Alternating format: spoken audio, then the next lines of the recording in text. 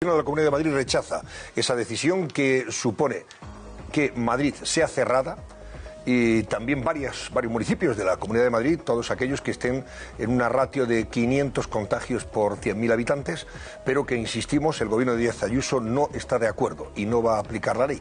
Vamos a ver, o mejor dicho, no quiere aplicar esa medida, porque de ley vamos a hablar con Daniel Berzosa, que es profesor de Derecho Constitucional, y nos dirá por qué se puede negar el gobierno de Madrid a tomar esa decisión que el gobierno le aplica.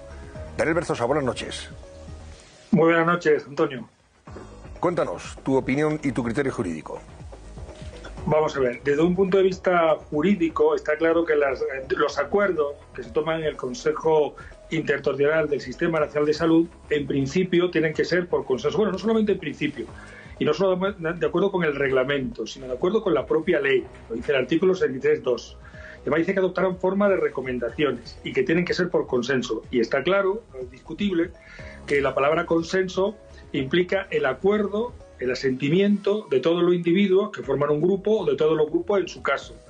Entonces, desde este punto de vista, efectivamente, normalmente, agarrándose a esa, insisto, no solo exigencia reglamentaria, sino exigencia que está en la Ley de Cohesión del Sistema Nacional de Salud, podría argumentar efectivamente una comunidad autónoma, en este caso la Comunidad de Madrid, que no se ha respetado el consenso, porque evidentemente no lo hay si esas supuestas recomendaciones se están tomando por mayoría. ¿Qué ocurre respecto efectivamente a la discusión jurídica que me indicabas que puede acontecer?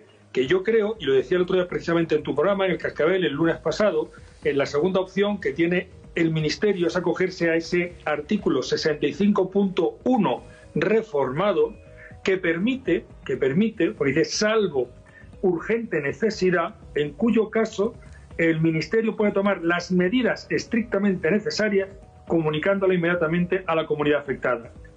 Entonces yo creo que ahí va a estar el posible debate y las posiciones, sobre todo si el Ministerio quiere tener unas mínimas posibilidades de éxito de que en caso de que imponga esa orden, pues efectivamente, si no le parece bien en este caso a la Comunidad de Madrid, no se la recurra. Y los argumentos jurídicos donde habrá que lucharlos, ¿cuáles son? ¿Qué es exactamente en este caso la urgente necesidad? Esto es, si de verdad es ahora y no ha sido antes, ¿cómo la justifican? Y luego, respecto del tipo de medidas, porque dice el artículo 65.1 que en el caso de que se excuse el Ministerio en la propia ley para adoptar medidas sin pasar por el acuerdo del Consejo Interterritorial, tienen que ser estrictamente necesarias y comunicarlas. Y por su parte, efectivamente, yo entiendo que la Consejería se acogerá a combatir estos dos conceptos jurídicos y decir que efectivamente no ha habido consenso, porque es incuestionable que si la supuesta recomendación o el acuerdo realmente que ha existido es por mayoría, no es por consenso. O sea, señor Berzosa, para que nos quede claro, tal y como nos ha informado ahora mismo, hace media hora, el consejero de Sanidad de la Comunidad de Madrid, que van a evitar el cumplimiento de esa normativa, no se puede negar de ninguna de las maneras, porque al final siempre el Gobierno puede utilizar este otro artículo. No es que no se pueda negar, efectivamente, vamos a ver cómo lo articula. Desde luego, mientras no aparezca en el Boletín Oficial del Estado, cualquier cosa que se diga es flatus vocis, es decir, que no tiene eficacia. Hay que publicarse en el Boletín Oficial del Estado, en su caso, para que empezara a desplegar efectos. Pero a partir de ese momento, la Comunidad de Madrid, acogiéndose a los argumentos jurídicos que les parezca oportuno, y algunos pueden ser los que hemos indicado, pues efectivamente podría plantear el pertinente recurso, en este caso ante la Audiencia Nacional, ser una orden ministerial.